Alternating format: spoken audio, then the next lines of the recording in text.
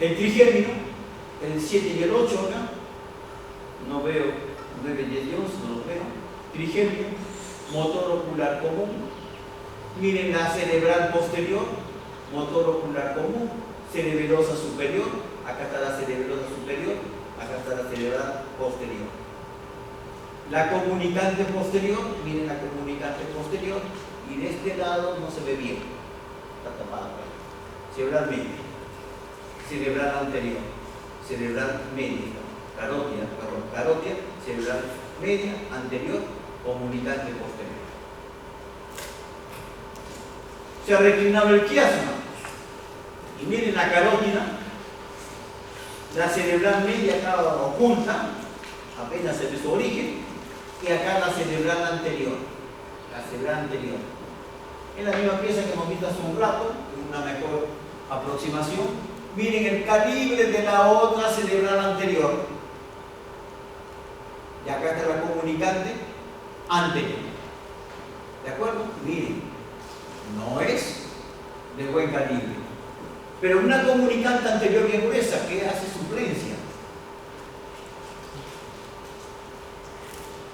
Ahí está la pica. ¿Qué observamos? En primer lugar, el trigémino, la protuberancia, el tronco basilar. ¿De acuerdo? Acá está la vertebral, acá está el tronco basilar. De la vertebral casi al terminar sale la arteria, miren. La cerebelosa posterior e inferior. Vuelvo a recorrerlo, señores, porque si acá es difícil interpretar, igualito lo van a ver en la geografía, señores. Pues tienen que buscar, cuando se hace el estudio angiográfico, uno está buscando el ángulo que dibuje mejor a la arteria. Si seguimos a la cerebral posterior inferior, dijimos tronco basilar, acá está la cerebelosa superior, la cerebral posterior, motor ocular común, tronco basilar, acá hay una rama, se va por acá, miren esta rama, del tronco basilar, se va por acá, sigue ahí, cruza acá, cruza por debajo, cruza por encima y acá se pierde. Puede ser la auditiva porque está seccionada. Y acá está la vertebral, casi juntándose con la otra para formar el tronco basilar. Da esta rama gruesa, acá llega, miren, esto no, acá llega, hace otro codo, se mete por debajo, está a la altura de los nervios que salen de la porción post-olivar, da la vuelta por detrás de estos nervios, asciende, hace otro rulo, pasa por debajo del auditivo y del facial y acá sigue. Y ya se va a la cara inferior del cerebelo hacia la región amigdaliana, la posterior inferior. En esta pieza, ya más localizada, ven el tronco basilar, la cerebelosa superior, el trigémino, acá está la parte del cerebelo, acá está el facial como el auditivo. Estamos viendo esta región más, esta región, ¿de acuerdo? El motor ocular común, la cerebral, a ver, esta es la cerebral posterior. Acá está la comunicante posterior y acá está dando ramas, ya se está dividiendo rápidamente. Acá está el nervio patético, Acá está la otra cerebral posterior, la cerebelosa superior, el motor ocular común en la pinza arterial, el motor ocular común en esta otra pinza arterial. Tenemos prácticamente dos cerebrales posteriores. Lo más probable es que una de estas ramas esté yendo a los plexos coroideos, que se ha originado antes, o a la lámina cuadrigeminal. Miren, esto nos trae recuerdos a lo que hacíamos angiografías y teníamos que interpretar las angiografías. Buscábamos el cuello, colocábamos una aguja en la carótida y le metíamos contraste. Y después placa, de frente, lateral. Cuando teníamos la placa de frente, ya teníamos que saber que la arteria cerebral anterior tenía esta dirección y la arteria cerebral media tenía esta otra dirección. Yo soy la carótida. ¿De acuerdo? Así lo somos. Si este estaba elevado, a algo estaba empujando. Si este estaba para acá metido, a algo estaba empujando de allá. Si este estaba descendido, a algo empujaba de arriba. Si la arteria cerebral anterior estaba desplazada así, acá está el tumor o acá está el hematoma, hernia. ¿De acuerdo? Y así con nuestros diagnósticos. No como ahora que les dan plantada toda la información y igual se equivocan. Si se equivocan, porque en lugar de operar acá, pero en lugar de operar acá, operan por acá. No entiendo. En lugar de colocar un cateterito así chiquito de un lóbulo frontal, se lo colocan en el mundo. Menos mal que no hay comunicación cuando son arreglados. Fíjense, esta vertical, la arteria cerebral anterior. Esta horizontal, la arteria cerebral media. Esto es lo que veíamos nosotros en la arteriografía. Acá está la órbita, acá está el peñasco y al fondo el peñasco, acá está el ala menor del esfenoides y acá está la pólvora pterigoides del esfenoides. Vemos cómo en el valle de Silvio está corriendo esta porción horizontal de la cerebral media, porque acá está el lóbulo frontal y acá está el lóbulo temporal. Lóbulo frontal, lóbulo temporal. Y acá está la cerebral anterior. ¿Dónde? En la hendidura interhemisférica. Es decir, que acá está un lóbulo frontal y acá está el otro lóbulo frontal. Y entre ambas corre la arteria cerebral anterior. ¿De acuerdo? Si nosotros veíamos, por ejemplo, que esta arteria estaba así y esta arteria estaba, digamos, inclinada hacia abajo, acá había algo que estaba separando a los vasos. ¿Y ese algo de quién puede ser? Señor, del lóbulo frontal. No hay otra alternativa del lóbulo frontal. ¿De acuerdo? Pero si veíamos que el lugar esto está así, se encontraba por acá como una bisectriz, esto estaba así, bueno, ¿quién más puede empujar de abajo? El lóbulo temporal. Estamos frente a un proceso de lóbulo temporal. O un proceso en la fosa temporal también, porque podría ser del propio lóbulo temporal un tumor o un hematoma en la fosa temporal. ¿De acuerdo? Entonces, eso nos permite, pues, el conocimiento anatómico y nos permite también la interpretación de los estudios auxiliares que se hacen para el diagnóstico. Acá otra imagen, el tronco basilar, las vertebrales. Miren este detalle, una vertebral, otra vertebral. ¿Y qué están observando acá?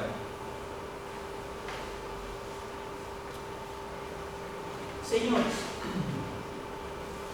la parte inferior del bulbo y la parte superior de la médula está irrigada por un vasito que baja de las vertebrales con una rama y otra rama, es anatomosa, o simplemente un vaso más importante de un lado que se conoce con el nombre de la arteria espinal anterior. Esa arteria espinal anterior nace acá y desciende hasta los segmentos lumbares. Y ya vimos la clase anterior que se va alimentando en forma alternada de vasos transversales que entran de los ramos intercostales, de los ramos lumbares, que entran al conducto raquídeo y alimentan a esta espinal anterior. ¿De acuerdo? Esta espinal anterior irriga prácticamente los 2/3 anteriores de la médula y 1/3 posterior queda a las otras ramas circunferenciales. El polígono de Willis ya lo hemos visto, es un preparado fresco, no formalizado, en el cual ven una vertebral, otra vertebral, tronco basilar, Acá está la cerebral posterior, la cerebelosa superior, y acá está traccionado, miren, la comunicante, la carótida.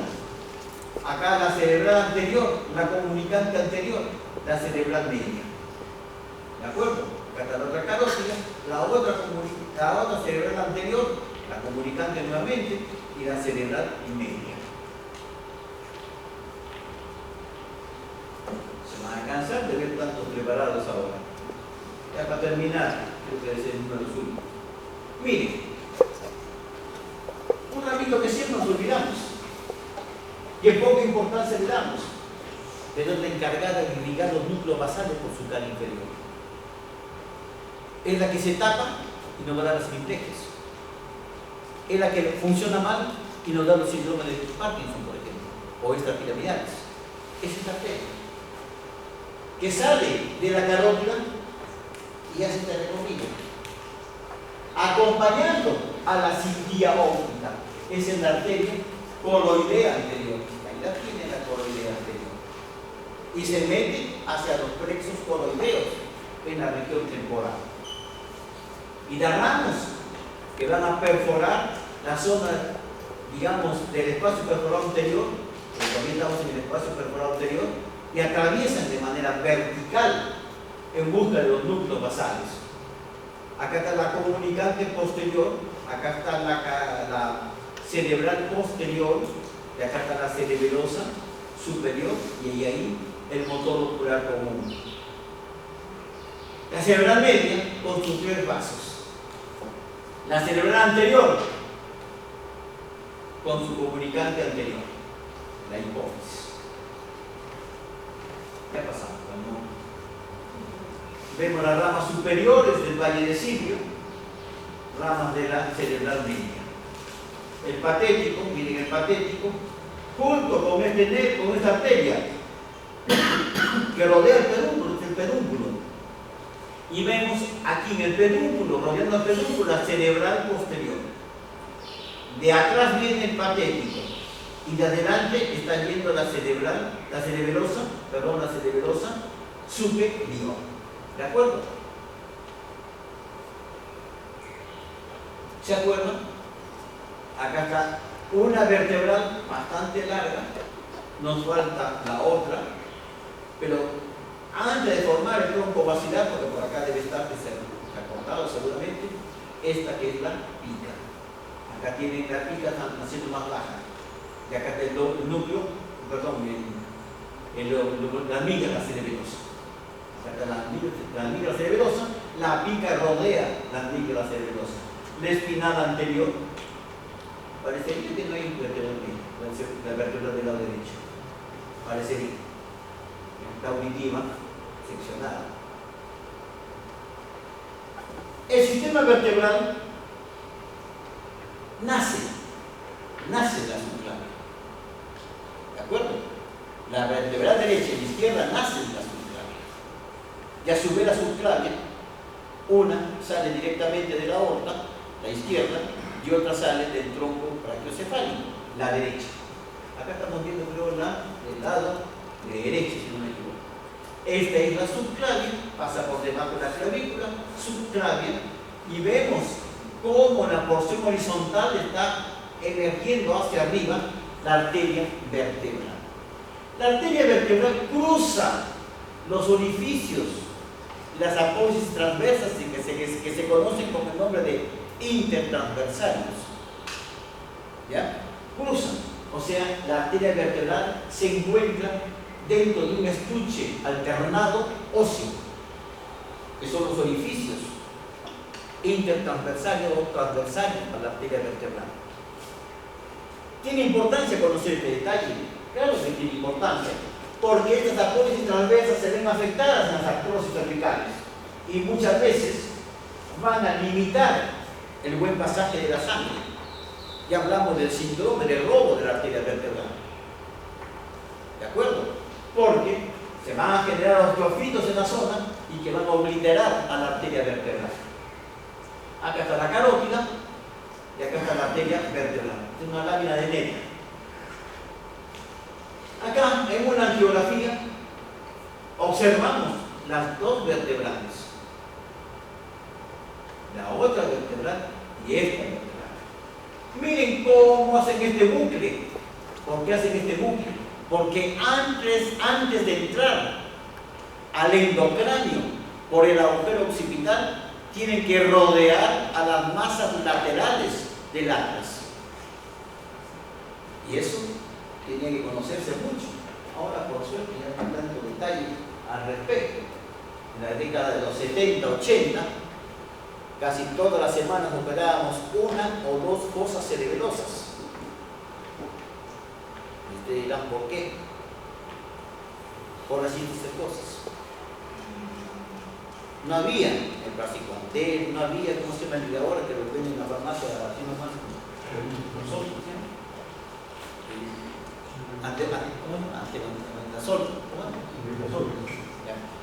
Antes no había eso. Y la cisticercosis era una enfermedad prácticamente mortal, la neurocisticercosis, porque generaba una hidrocefalia por alteración de la dinámica del líquido cefalorraquídeo, por lo tanto hipertensión endocraniana, se colocaba la válvula, que sí había válvulas, pero el proceso seguía avanzando. Entonces se diseñó en esa época la descompresiva de fosa posterior, es decir, se resecaba el occipital, incluido el arco posterior del agujero occipital, y se llevaba todo el occipital para darle espacio a esa cisterna magna que se comprometía. Y no se olviden que la cisterna magna está desembocando el agujero de Mayenne, y lógicamente se pescaban los cisticercos. Yo tengo algunas fotos todavía de esa época donde con una pinza se pescaban los cisticercos y saltaban las vesículas ahí, como si fuesen racimos de uva. Ahora no, ya se dejó hacer eso, porque farmacológicamente se logra más éxito que con la cirugía. Pero ¿qué cuidado había que tener? Esto. Porque la disección era bastante lateral para poder exponer bien a los occidentales. Y teníamos que tener cuidado para no ocasionar accidentes con las arterias vertebrales, porque la arteria vertebral entra atravesando la lámina o el ligamento occipito acloideo posterior hacia el agujero occipital en la parte posterior. ¿De acuerdo? Después tenemos la carótida. La carótida nace en el lado derecho del tronco brachiocefálico y en el lado izquierdo, directamente del callado aórtico. Acá estamos viendo la del lado izquierdo, si no me equivoco. Miren, acá está el callado aórtico, acá está la subclavia que va al brazo, y acá está la carótida que asciende a lo largo del cuello en su porción lateral por debajo del esternocleidomastoideo, en relación con el borde anterior y por debajo de este borde del esternocleidomastoideo. Casualmente, el esternocleidomastoideo acompaña prácticamente a la carótida, y a esa región se la conoce con el nombre de la región carotídea. Está delimitada por el esternocleidomastoideo. A la altura del yoides, más o menos, o entre el yoides y el tiroides, se bifurca. Eso correspondería aproximadamente a C3. Se bifurca y da una rama para afuera del cráneo, para el exterior del cráneo, para las partes blandas de la cabeza, y da una rama que no tiene ninguna colateral y asciende. Asciende. ¿A dónde? A la cavidad endocraniana. Aquí con la carótida tenemos que tener cuidado en algunos aspectos. La carótida que va al cerebro tiene una porción de rama de la primitiva. Después tiene una porción cervical hasta llegar a la base del cráneo. Al llegar a la base del cráneo, se introduce dentro del peñasco.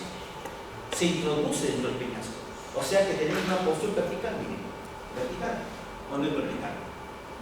Y después tenemos una porción horizontal, cuando llega al peñasco.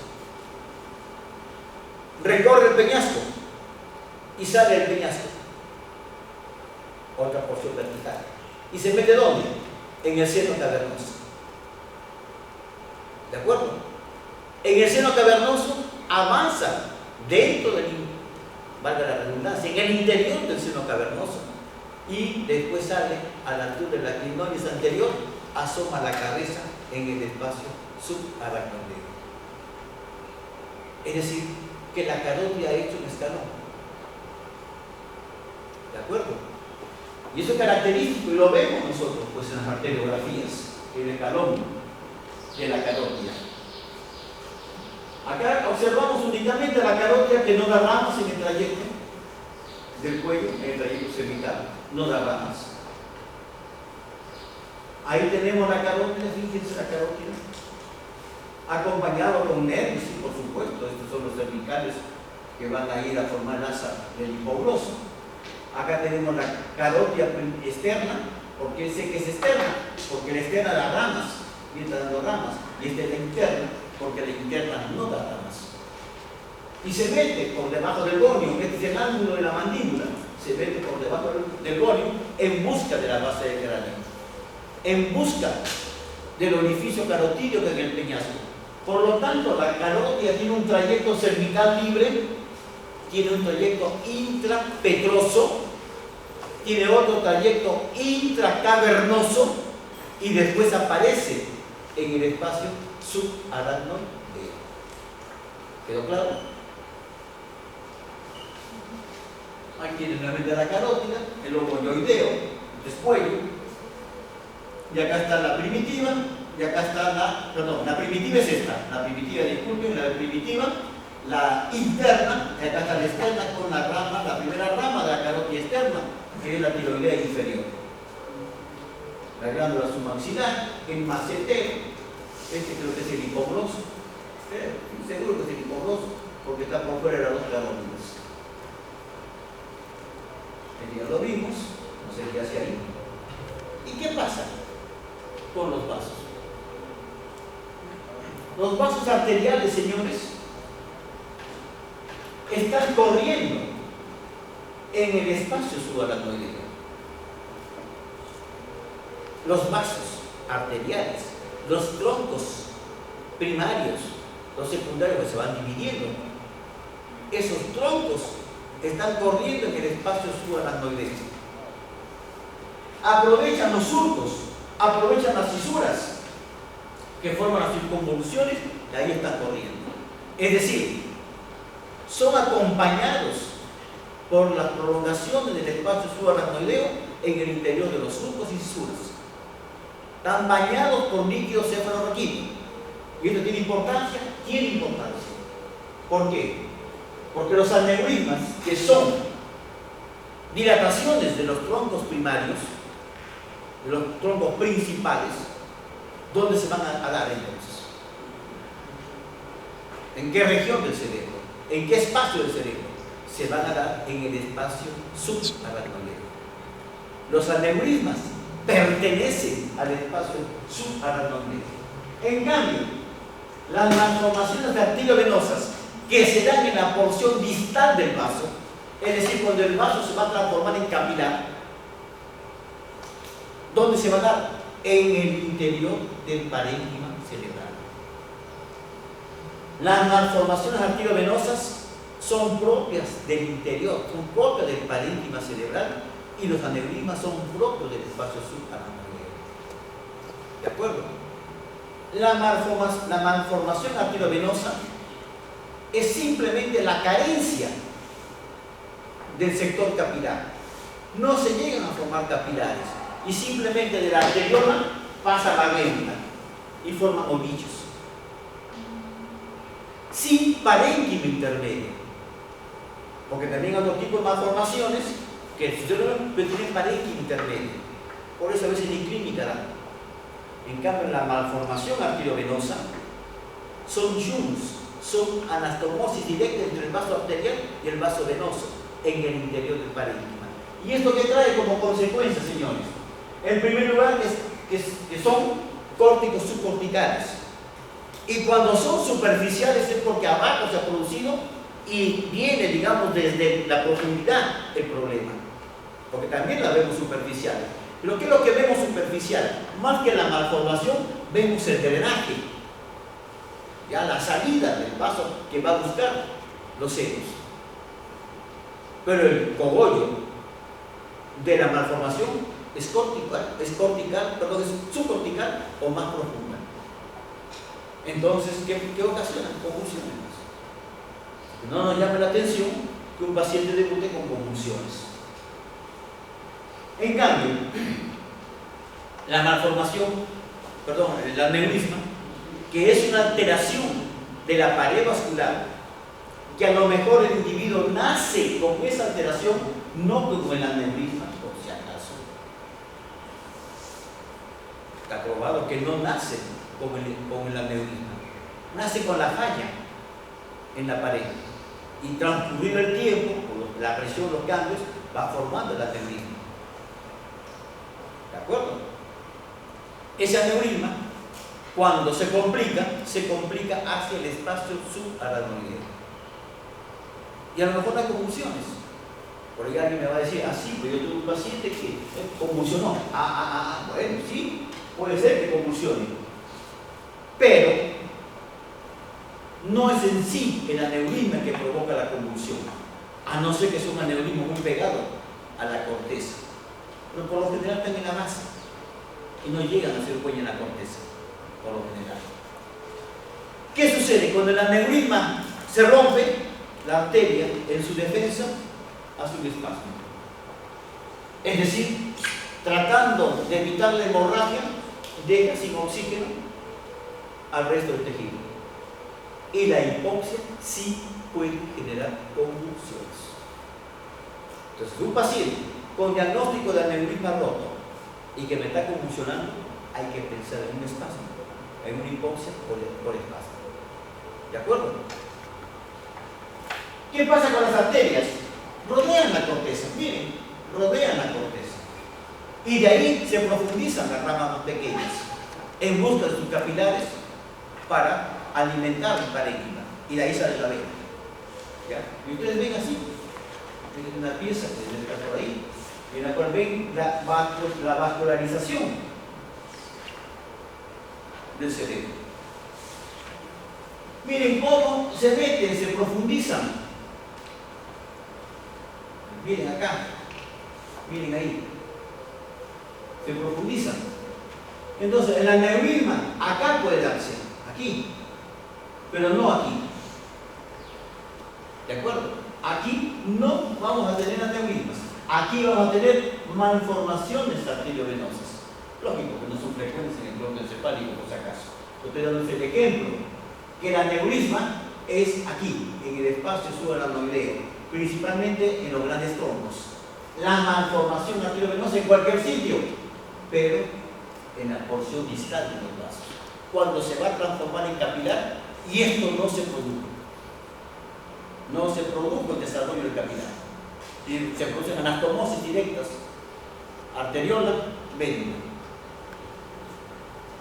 Aquí tienen ustedes una imagen, la protuberancia, miren el bulbo, los pedúnculos, miren el pedúnculo cerebral, el espacio perforado posteriormente.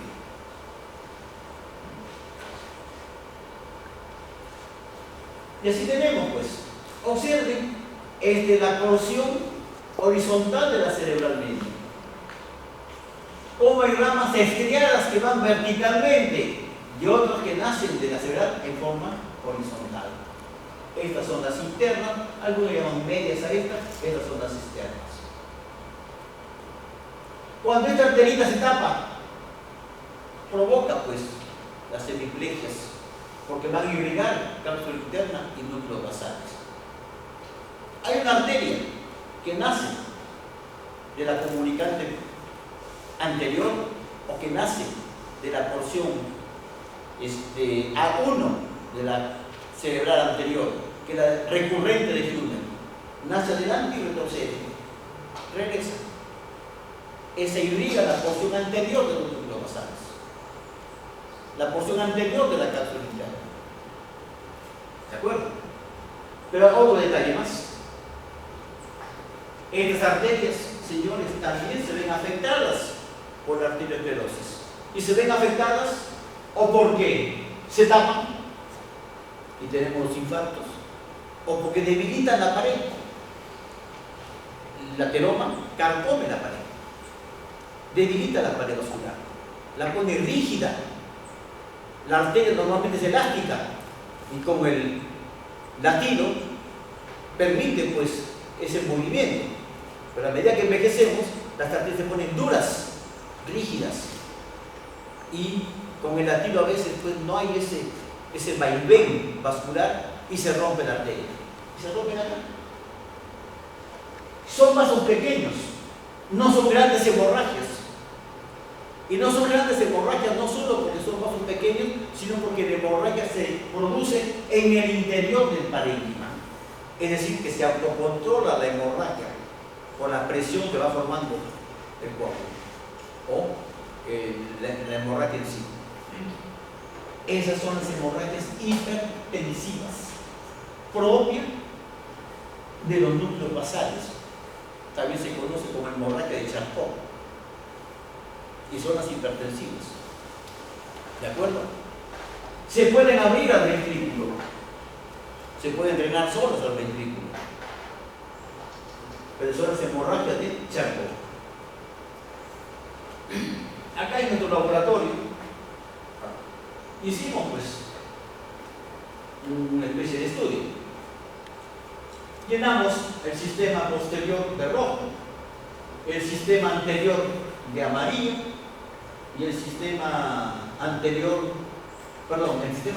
amarillo para la cerebral anterior y creo que azul o verde para la cerebral media. Y bueno, y llenamos, inyectamos y ¿qué obtuvimos? Miren, toda esta área de amarillo corresponde a la cerebral anterior. Toda esta área de azul que parece verde corresponde a la cerebral media. ¿De acuerdo? Miren lo alto que llega, casi todo el hemisferio. Pero no llega al borde, el borde sobrepasado por la cerebral anterior. Hay algunos shunts que se han dado por la presión que hemos dado. Por ahí se ven algunos shunts. Hay un shunt también, medio amarillo verdoso. Pero, ¿qué significa esto? Señores, el concepto de territorio vascular. El concepto de territorio vascular. ¿Qué significa territorio vascular? Señores, es simple, pues. El territorio del Perú, ¿cuál es? Bien delimitado, ahora que tenemos las fronteras aseguradas en nuestros diplomáticos. ¿Un chileno puede entrar a nuestro territorio así por así? No, tiene su DNI por lo menos. ¿Un peruano puede pasar a Chile? Su DNI primero. Ese es su territorio, fronteras. Y en el sistema nervioso hay fronteras vasculares. Y ustedes tienen acá que todo esto corresponde a la cerebral anterior.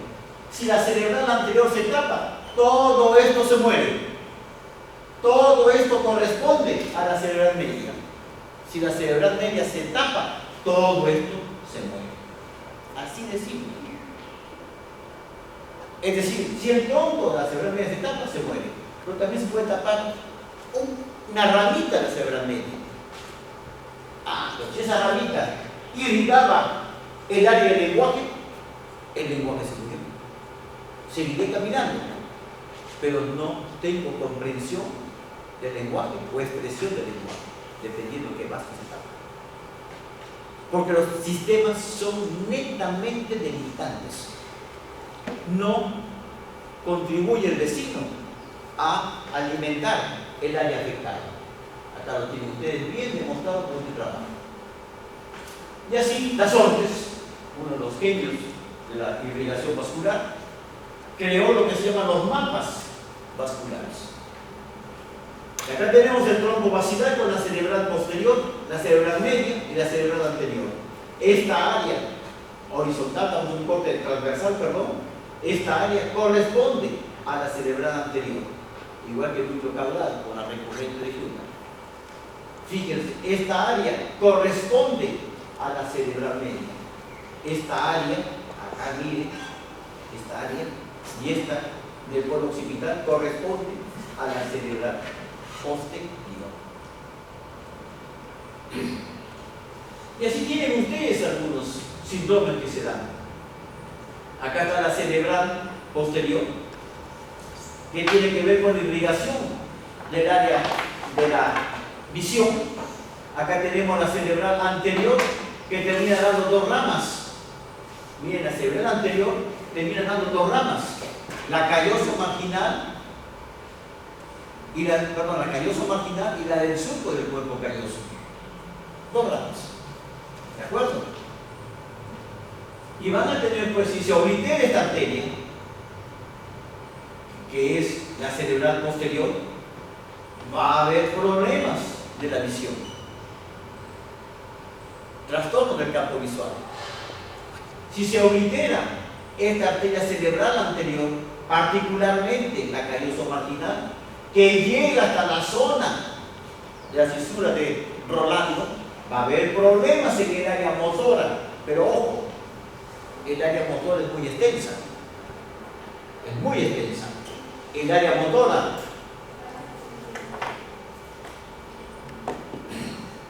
corresponde desde aquí hasta acá.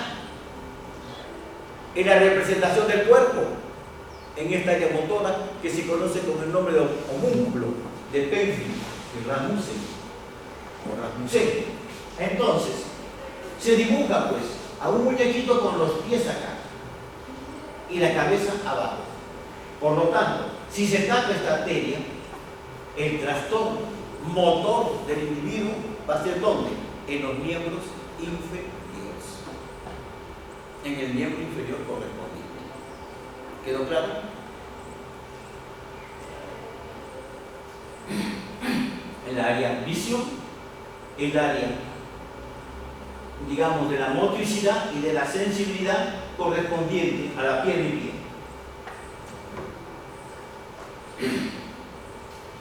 Sin embargo, miren, la arteria cerebral media irriga todo esto, como lo hemos visto en el preparador. Todo esto. Esto que sobresale en el borde corresponde a la cerebral anterior, y esto que sobresale en este borde inferior corresponde a la cerebral posterior. El área de la cerebral media es toda la cara externa sin llegar a los bordes. Si se tapa esta arterita de acá, o se tapa la cerebral media completamente, va a haber trastornos motores del hemicuerpo contrario. Pero el individuo mueve o no mueve la pierna. Mueve la pierna, porque la afectación no ha sido a la cerebral anterior, sino exclusivamente a la cerebral media, que irriga el área correspondiente al tronco, al cuello, miembros superiores, cabeza y lenguaje. Si se tapa esta arterita acá, va a haber problemas de lenguaje de comprensión. ¿De acuerdo? Porque está en el área que corresponde a la zona a la audición. Acá tienen algunos nombres: síndrome por obstrucción de la cerebral media, hemiplegia o hemihipoestesia, contralaterales por afectación de áreas sensitivo-motoras de predominio facio-braquial. Predominio facio-braquial se dice cuando predomina el déficit sensitivo-motor en la cara y en el brazo. Hay hemianopsia homónima por afectación de las radiaciones, no por el área cortical, sino por el camino de las fibras que van a la visión, son afectadas. O sea, con hemianopsia que compromete las radiaciones ópticas. Y así pues hay una serie de... Hay afasia a veces no hay afasia, depende. Y ahí tienen ustedes cómo se ve en el mapa de irrigación el cerebro con su cara externa. Todo esto cerebral media, todo esto cerebral posterior y este borde, la cerebral anterior.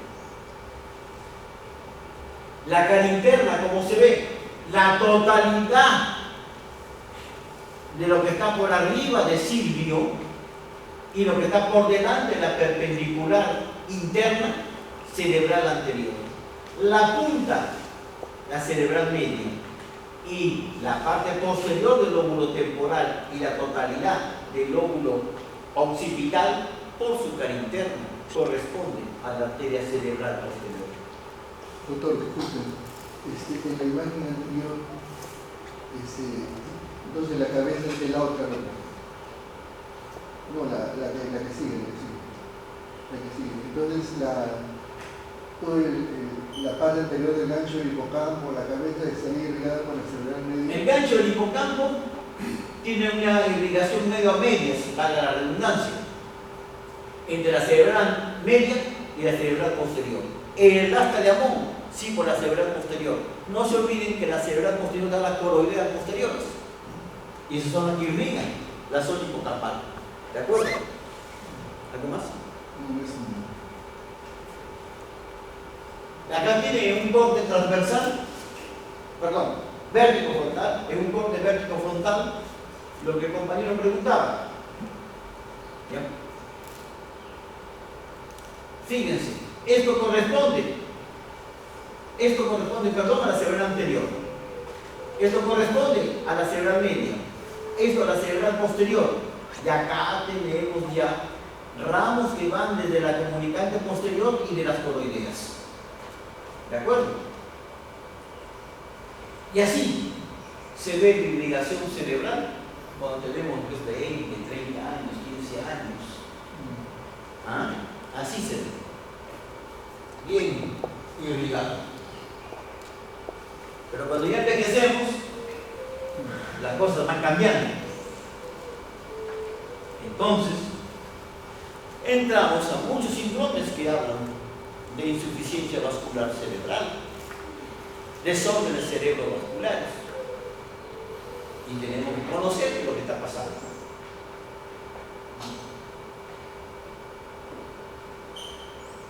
Fíjense, está entrando al resonador,